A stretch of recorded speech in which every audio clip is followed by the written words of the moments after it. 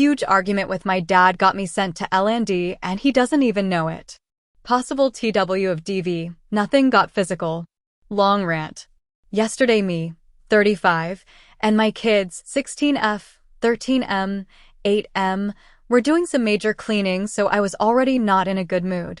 Let's face it, being 31 plus weeks pregnant and cleaning with kids is hard. Grinning face with sweat. My dad showed up out of nowhere, which is fine if that's all it was, and was talking with us while we were cleaning.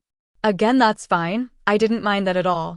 After talking for a bit, he told my daughter, 16, who was helping me with something, to put what she had in her hands down and help him with something on his phone. Not even trying to be considerate of how uncomfortable I already was and just wanting to get done and relax. I said, "Dad, not right now, please." He looked up at me with the meanest look on his face and raised his voice at me. I can't even remember what he said right then. BC, I got so upset and told him, "You need to stop yelling at me. I'm 35 years old and not a kid anymore." This made him so mad, so he looked up at me again, nostrils flaring, and I swear you could probably see steam coming from his ears. He paused with that look on his face, trying to intimidate me, then said, F***ck Alia. I couldn't take it anymore, and I had to stick up for myself and demanded he leave right then. He started yelling at me again, and I kept telling him to just leave. He started saying some really mean things, so I blurted out, "This is why all of your kids hate you." Which, if we are being real, is very true. I'm just the only one of his kids left that still talk to him and hang out with him.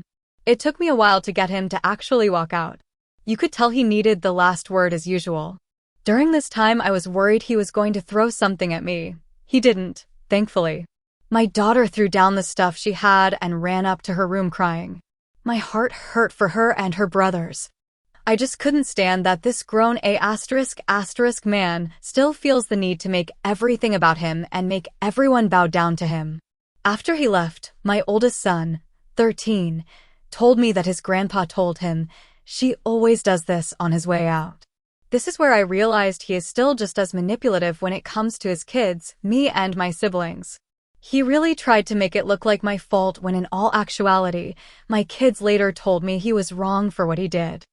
I hate that they saw it escalate to what it did though. Pensive face. As soon as he drove away, I started cramping up real bad and I started crying. My kids were instantly worried. Those cramps kept coming and eventually I was told to get to the hospital and head right up to L&D. I was there for a few hours being monitored. They wanted to send me to a bigger hospital with a NICU and I got so scared. I lost a baby at one of those hospitals at 7 months old. My mom even asked if I would be okay going there, and that's when I started freaking out. I came home and have since been trying to relax. The pains have become much less frequent, thankfully, but I still need to take it easy. My mom, who has been separated from my dad since I was a baby, told me not to even talk to my dad and to stay away from stuff like that BC of what it did to me. I agree, but at the same time, I kind of wish he knew what he caused. My kids haven't even talked to him.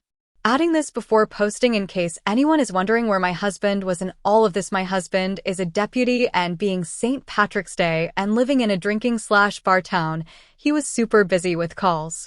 He was checking in as often as he could and trying to find someone to cover for him.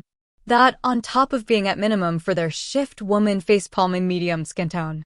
If you've read this far, I appreciate you. I just wanted to get this all off my chest. I'm sure I made some spelling errors in this post or run-on sentences. I was just clicking away at my keyboard. Hence, the rant. Grinning face with wet.